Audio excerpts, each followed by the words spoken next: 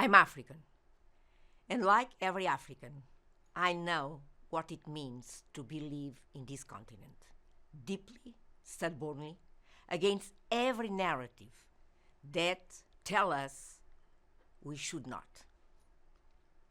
I also know what it means to be tired of watching Africa's wealth leave its shores, tired of watching its children go hungry in some of the most fertile land on earth, tired of being told that the solutions must come from somewhere else. They do not. The solution I want to talk to you about today begins with something we already know how to do. Something is happening right now in thousands of schools across this continent. Cooks stirring pots. Children walking to school because they know a meal is waiting. Farmers who sold their harvests not to an export trader, but to the school down the road. That is homegrown school feeding. And it is one of the most powerful tools Africa has to ensure the development of its communities. At the United Nations Office of the Special Advisor on Africa, we have built an evidence-based policy framework for what we call homegrown school feeding. Not school feeding as charity, not school feeding as a nutrition program alone, but school feeding as a tool of state building, as a bridge from aid dependency to self-reliance, as a signal from a government to its most marginalized citizens that the state has not forgotten them.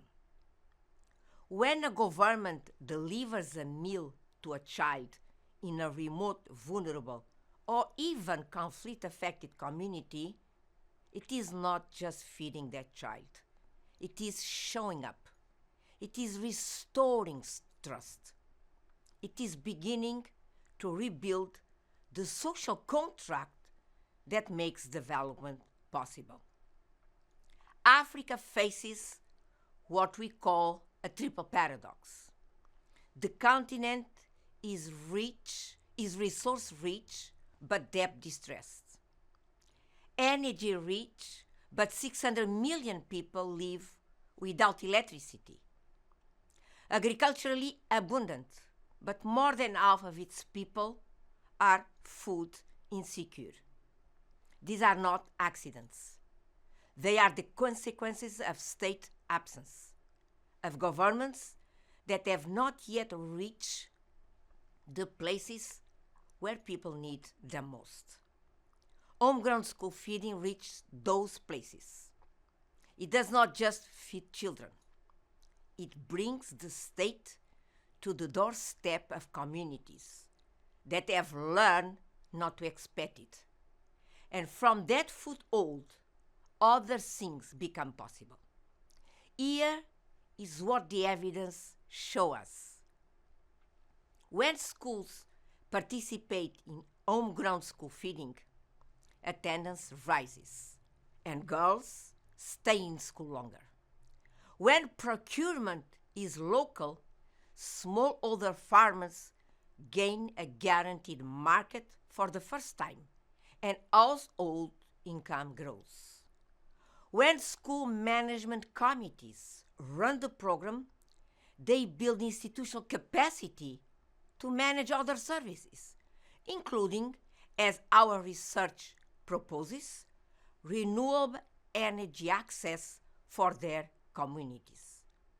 And when a government demonstrates it can design, finance, and deliver a national school feeding program, it proves something critical to its own citizens and to the world, that domestic institutions work, that domestic resources can be mobilized, that Africa does not need to wait for donor funding to invest in its own children.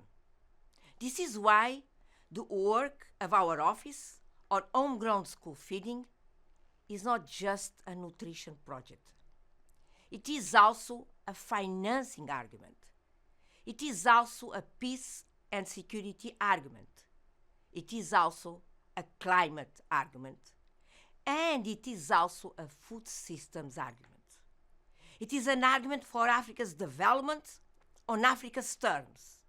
And so, I would like to address three specific audiences directly.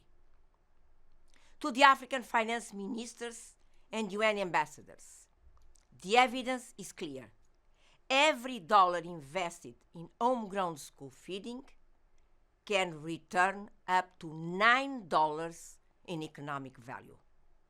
That is not a promise. That is a proven return from Ghana, from Brazil, from programs across this continent. We are asking you to make that investment, not because donors require it, but because your children deserve it, and because your economies need it. To the development partners and international institutions, we are not asking for permanent dependency.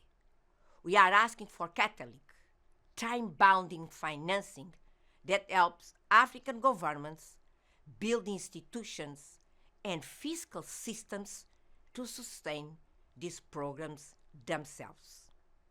The goal is always the same, that one day no government on this continent needs to ask a donor to feed his children, because he can do so on its own. To the communities, the teachers, the cooks, the smallholder farmers, and the parents who make these programs work every single day.